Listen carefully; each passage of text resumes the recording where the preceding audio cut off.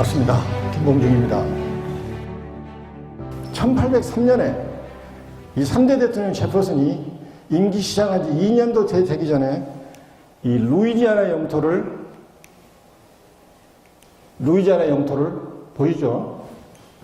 루이지아나에 어마어마한 영토를 매입을 합니다. 나폴레옹이 프랑스로부터. 이 땅은요, 기존의 미국 영토와 맞먹을 어마어마한 땅이에요. 북쪽에 몬타나, 노스다코다, 사우스다코다, 뭐 중부의 유명한 캔사스, 네브라스카, 여기 미주리, 그다음에 뉴올리언스 땅까지, 지금의 땅까지 포함되는 어마어마한 땅이에요. 이걸 나폴레옹이 매입해버립니다. 그래서 북부의 정치인들은, 기존 정치인들은 반발을 하게 되죠. 사실 북동부 정치인들이 제퍼슨을 탄핵할 생각까지 했습니다. 근거는 헌법에 규정된 대통령의 권한을 초월해서 지 마음대로 땅을 샀다 이거예요.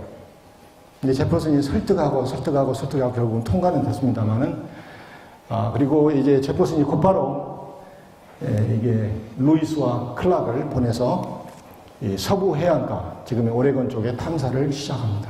그래서 이 탐사가 결국은 나중에 지금의 미주리, 세인트 루이스 미주리에서부터 이 태평양으로 가는 아주 중요한 행로가 되는 거예요. 그것이 오레곤 트레일입니다.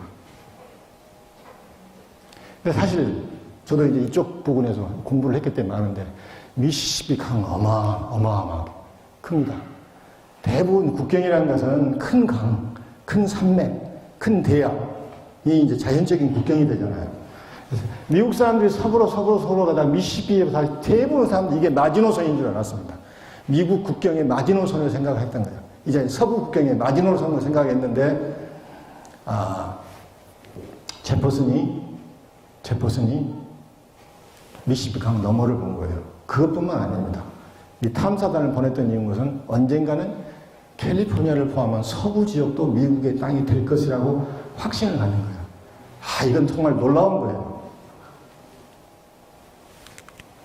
제 책에 나온 얘기인데, 제퍼슨에게 국가의 운명이란 정해진 것이 아니라 만들어 나가는 것이었습니다. 누구도 미국인들이 미시시피강 서쪽 너머까지 타오리라 상상하지 못했을 때 제퍼슨은 자신의 신념에 따라 과감한 선택을 했죠.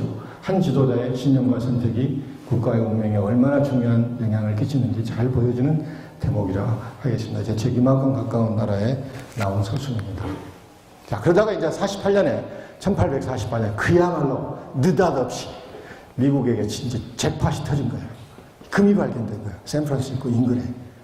그래서 어마어마한 사람들이 미국이 서부로 넘어오기 시작합니다.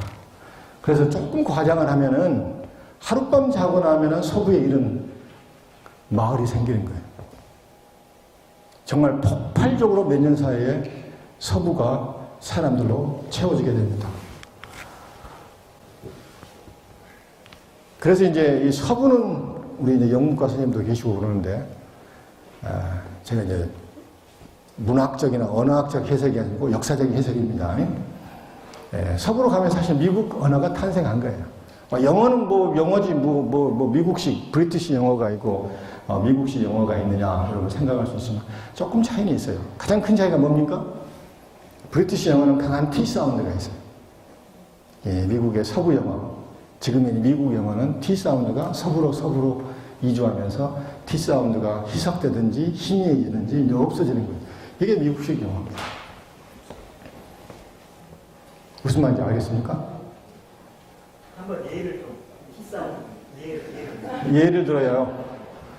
예컨대 이걸 예를 듭시다. 나는 저 교수가 얘기하는 미국 대통령 리더십이 도대체 무슨 말인지 모르겠다. 그리고 브리티시 영어로 어떻게 할까요? 예를 들어서 I don't have a slightest idea what this guy professor talking about the leadership of the United States. 이렇게 얘기할 거예요. 그런데 미국 서부 촌놈들이 어떻게 얘기하겠습니까? I don't know what this guy talking about. Well, you know the leadership of the United States. 그래서 well 한 것이 거시기 저시기 하는 게 사실 서부 영어예요. 그래서 대부분 우리 학생님 마음에 듭니까? 저보고 계속 영어 안 한다고 막 그러던데. 오늘 보니까 영어를 할 줄 알고. 저를 잠시 긴장하게 만들었습니다. 물 좀 먹겠습니다. 그래서 당시 동부에 살았던 사람들, 보스턴이라든지 뉴욕, 찰스턴 사는 사람들은 영국 억양을 갖고 있어야 폼이 나는 거예요. 뽀대가 납니다. 좀 있는 사람들, 있어 보여요. 그래서 학식이 있든지 돈이 있든지 사회주도층은 영국 억양을 그대로 간직하려고 그랬습니다. 영국의 모자를 쓰고 영국의 케인 지팡이를 주고 이렇게 폼 내는 게 동부 이 귀족들, 미국은 귀족이 없지만 있는 사람들, 교체하는 그 문화가 그 문화예요. 그래서 서부로 오면서 그럴 필요가 없는 거예요. 단어가 생각이 안 나면 그냥 you know, where 그러면 되는 거예요. 우리 같으면 거시기 뭐시기 영어가 나오는 거예요. T도 그냥 강한 이게 억양이 다 빠집니다. 예, 우리 지도교수가 버클리 출신이에요. 유태인인데 버클리 출신인데 전형적인 서구 사람이에요. 제가 논문을 써오잖아요. 그럼 굉장히 스트레이트 포워드예요. 아주 직설적이에요. 야, 이거 좀 논문이 좀 거시기하다, 멋시기하다, 좀 이렇게 잘 거시기하게 써라. 그러면 저도 또 거시기하게 알아들어요. 그래서 열심히 합니다. 근데 제가 TA로 있었는데, 학과장을 모셨는데, 제 자랑이 아닙니다만, TA가 막 10명 돼요. 근데 학과장을 모시는 게 수석 TA입니다. 그러니까 제가 이제 TA를 사실 관리하는 거예요. 우리 같은 조교죠. 그래서 가끔 이제 컨퍼런스 회담을 하는데, 이 양반 한 10분 얘기 뭔 말인지 모르겠어요. 전형적인 동부 양반이에요. 그냥 거시기 뭐시기하게 일 좀 잘하라고 하면 될 텐데, 집에 와서야, 내가 꾸중을 들었구나. 어마어마하게 고급 단어를 써가면서 그냥 빙빙 돌려서 얘기하는 거예요. 그럼 나중에, 내가 지쳐 들었구나. 집에 와서. 그렇게 생각하는 거예요. 이게 상당히 차이가 있습니다. 예, 어떻든, 기왕 얘기 나왔을 게 말이지, 이게 18세기, 19세기, 20세기 초까지 이 유럽 사람들이, 돈 있는 사람들이 여행을 가겠죠. 미국에 오면은 그 사람들이 트래블로그를 써요. 여행기를 쓰는데 그 여행기를 꼼꼼 읽어보면 이 사람들이 생각하는 미국인의 이미지가 뭔 줄 아십니까? 촌스럽다. 매너가 없다. 세련되지 못하다. 언어가 거칠다. 무식하다. 이게 계급 미국 사람들의 그런 이게 정이에요. 지금도 사실 그런 게 남아 있습니다. 뭔가 미국 사람들은 촌스럽다. 무식하다. 그래서 1830년대 중반에 프랑스의 귀족이면서 관료이고 지식인인 알렉스 토쿰이라는 사람이 미국을 방문합니다. 목적을 가지고 방문해요. 그 목적이 뭔 줄 아십니까? 유럽에서는 평등이 실패합니다. 프랑스 혁명도 실패하죠. 이퀄리티가 실패해요. 우리로 얘기하면 양반 문화가 너무 깊이 배어 있어가지고 평등이 사실 실패의 연속을 합니다.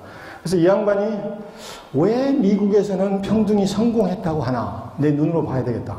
그리고 만약에 성공했다면 그 이유가 뭔가 내가 봐야 되겠다고 미국을 와서 9개월 동안 거짓말 않고 미국을 샅샅이 훑습니다. 그래서 남긴 유명한 책이 Democracy in America. 우리도 번역이 되어 있습니다. 미국의 민주주의 2권을 써요. 근데 이 양반이 정말 미국 오니까 평등한 사회는 혈통주의가 아니고 학벌주의가 아니고 정말 평등한 사회. 깜짝 놀랍니다.